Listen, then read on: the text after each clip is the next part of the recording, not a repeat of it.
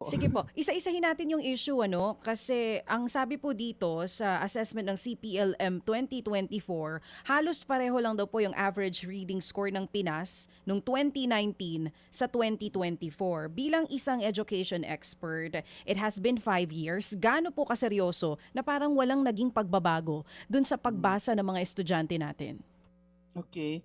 Yeah, kasi nga meron namang increase, ano? Kailang 4 points lang, Yun ano, nga po, halos oo. Halos hindi wala. significant.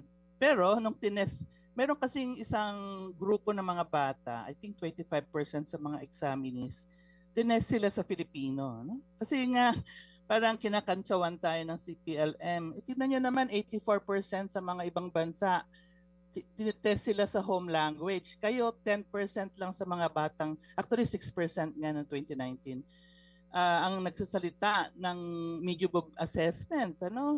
Maging 10% sila, 84%. Pero kaya, I think pumayag ang Pilipinas, so mayroong 25% na tinest sa Filipino at mas mataas. Ano? Mas mataas ang score nila. Kaya lang itong DepEd, hindi pa nila nilalabas. Ano? So meron lang ako mga informal information.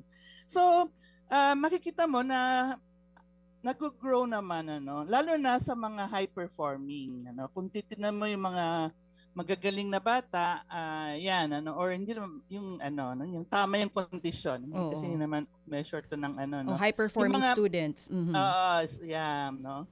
So, tumataas ang yung bilang, pero yung sa baba, Yung lowest siguro po, yung siguro walang yung mga lugar paggalaw. na So parang nakikita meron po, naman pero oo. mabagal. Mga kapatid, brothers and sisters, saan ka pa? Dito na tayo sa totoo.